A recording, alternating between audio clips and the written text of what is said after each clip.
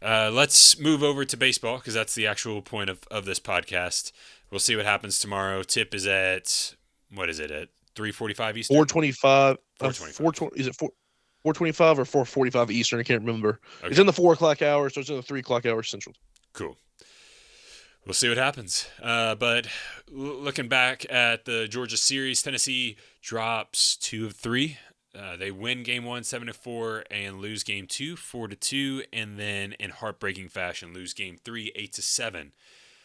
Some keys that I talked about last week was hold Georgia to 4 runs, don't commit errors, and the bats will figure it out.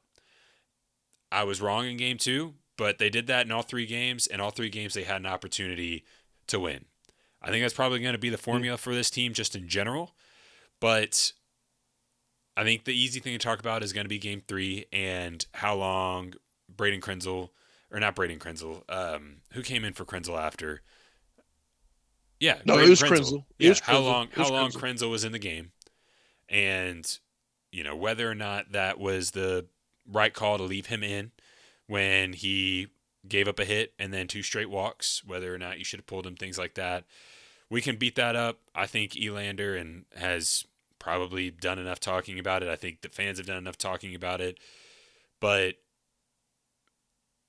I mean, you feel better overall, at least I do, about this team leaving Athens than when they came in. Not that I think Georgia's an elite pitching staff in the SEC, but you had the series won right. I mean, it was right there, and a young coach made some young coach mistakes again. We're gonna feel these growing pains, and it slips away, and that's how I think this season's gonna go. So, Logan, where do you want to start with the series? And I mean, it's pretty tough. It was a pretty tough series overall.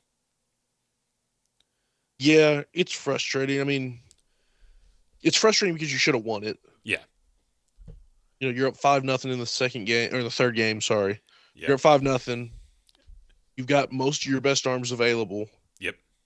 Krenzel's been great this year, by the way. He's been awesome. Um, but you have most of your best arms available, and you just figure out a way to blow it because a guy runs into one. Friday was good. Coons is good. I mean, their starters are great, man. Their starters are high level dudes. So it's fun. It's changed the dynamic of their lineup that Manny Marion is hitting Uh, as well as he is he is. He was because great it's the whole you have a series. threat on the bottom of the lineup.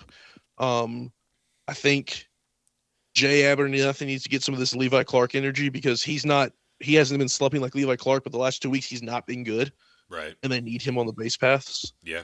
Um, but Manny Marion getting hot, but like they just took better at bats.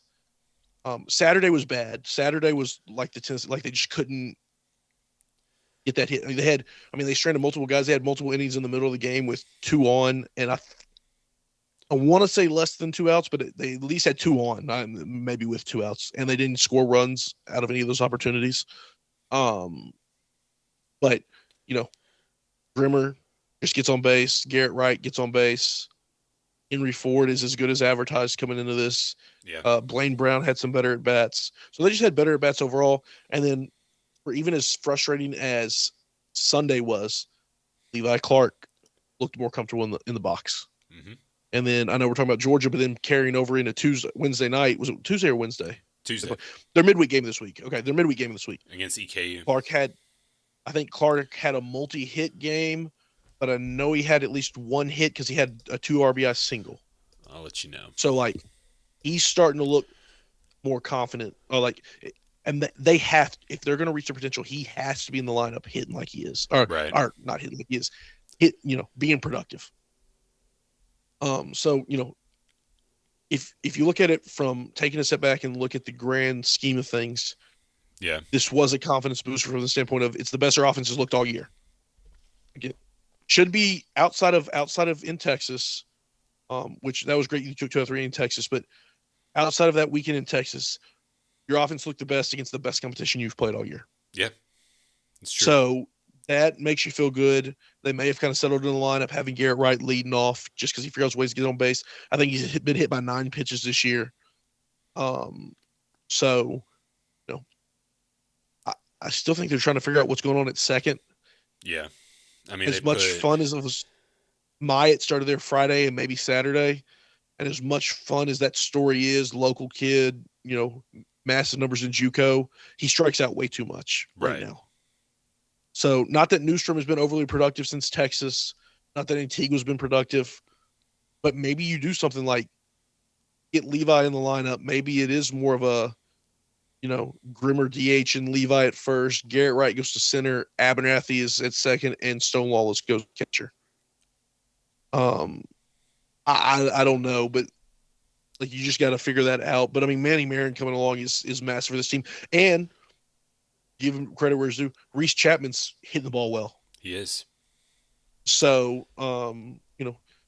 you feel better about it just from the standpoint of the bats. Hopefully, this is not a one-off, but best your bats have looked. So you got to feel good. You should beat a bad Missouri team this weekend.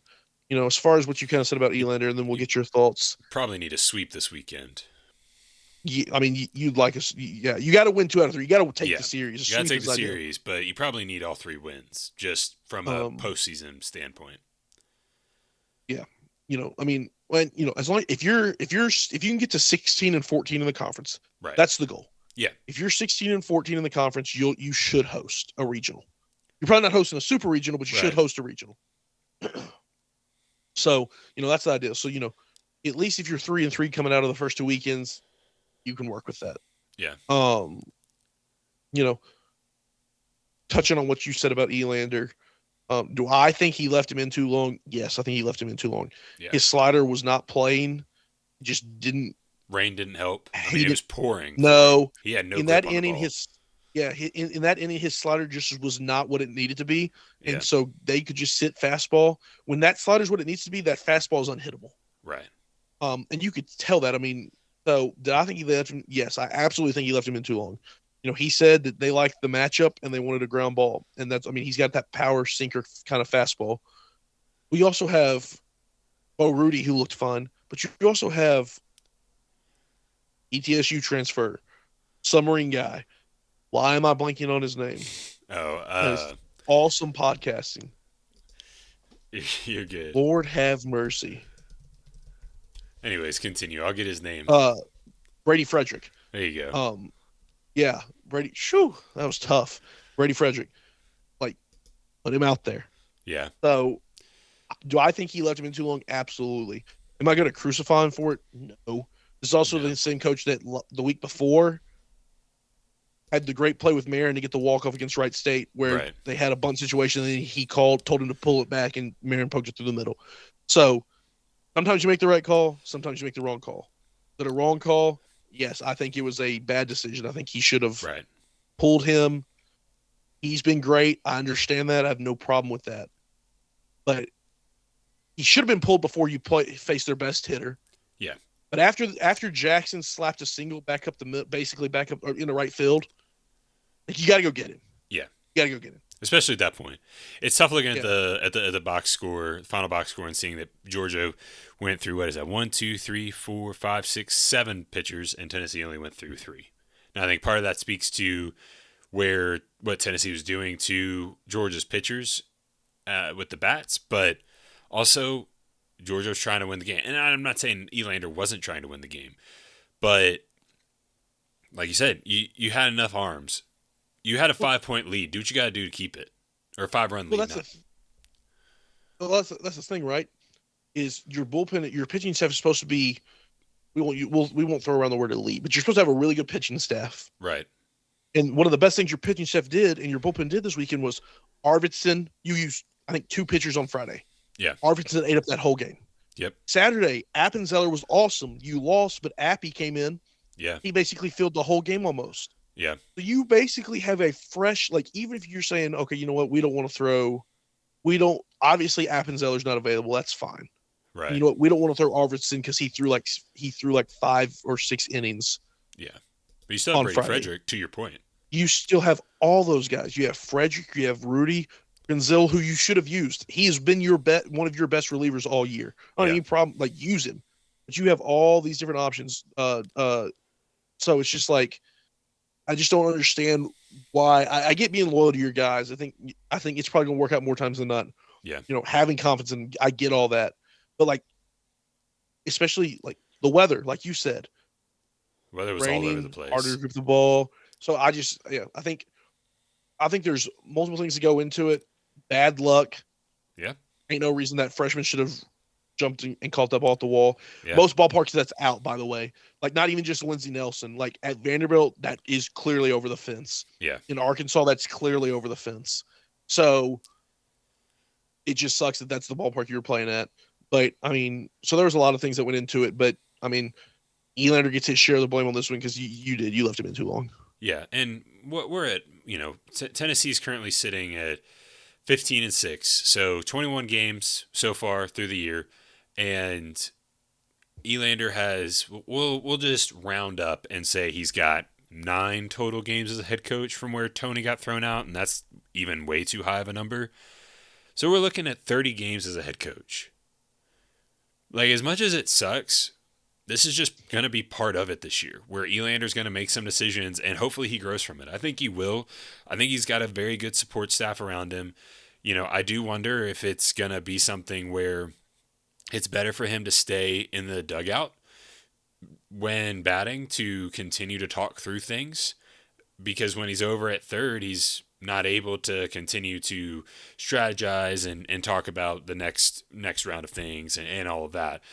And, that's me speaking from pure ignorance on how dugouts work. I've not played baseball at a high enough level to know how dugouts work with coaches, but I just wonder if that's going to be something that, similar to Heupel still calling the offense in football, if it's going to be something like that with him in baseball. But,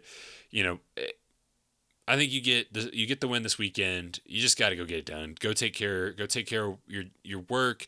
Get to Sunday, rotate through some guys, see what can get going. I know you need another bat in the lineup, but I do wonder if I can't remember what hit it was. There was a hit up the middle, and maybe they had the shift on. They had shifted to the right, but whoever played the ball behind second could not make the throw to first. And I had the brief thought that Ariel could make that throw, and because he has. And so I just wonder if when's going to be the point of, instead of searching for a bat in the lineup that can be at second and go, when do you just go, all right, we need to solidify the middle of the field with our best defense and go from there, and just bite the bullet and hope you get something. But I think that's probably going to be a little bit easier if the rest of the bats wake up, which they're starting to. Well, that's the thing. When you're a team that struggles offensively, right, you can't put a guy in there that's an automatic out. Correct. You're right. If this was let's just throw it. Even the national championship team. Yeah. As much as Tony liked him, Cal Stark was an automatic out. Correct. He was. Now, it's a little bit different, and it's kind of a bad example because the one thing even as a struggling team offensively, the one exception you will make is your catcher. Yeah. But it didn't matter as much. Right. From the standpoint of even with him being automatic out, you were great offensively, so it didn't matter. A team like this, you can't afford to have an automatic out. Yeah, you already have a couple right now. You're right. So, I think your defense has really been pretty good. It's been better than it was last year. Right. And so I don't, I think you just kind of live with that sometimes. I think part of that is also you also probably had your worst second baseman in there. Yeah. Trying to find some pop. Maybe Newstrom makes that play. Abernathy probably definitely makes that play. Yeah. If so I just don't, and I really want Antigua to succeed, but I mean, he's going to be an automatic out. You just can't. He can't play. Which is so interesting because he was so hyped up in fall ball. They were talking about how great he was in the fall and that he was one of the best players and one of the best bats. Yep. So I want to know, was that just blowing smoke? Was that a coaching thing but I mean, saying someone had the best bat of fall ball, that the team's going to know whether or not that's true or not because they're seeing the same thing. So I don't disagree. But yeah, I think from a record standpoint, you obviously need the sweep, but I would argue you need to go get all 3 games. Don't play around, don't gas arms trying to get it. If you get the first 2, do what you got to do to get to understand more about your team, but get that third win, because it's going to be, splitting hairs down the stretch for seeding in the SEC tournament, and then whether or not you're hosting a region. And you need that. I agree with you. You need to be over 500, and getting there is sweeping some series like this. And it's not going to get any easier. You still have Texas and LSU. Thankfully, both of those are at home, but you got to go to Vanderbilt. That's not going to be easy. Have you seen LSU True. and True. Vanderbilt? True. The only time the Vanderbilt's look good this year is when they played LSU. True. But you're right. It's still. You still got a gauntlet, and you can't play around with it. So, but Logan, anything else on baseball before we hit on what everyone would much rather talk about than the other two, which is funny, but it's just the reality, which is football. I think I'm good.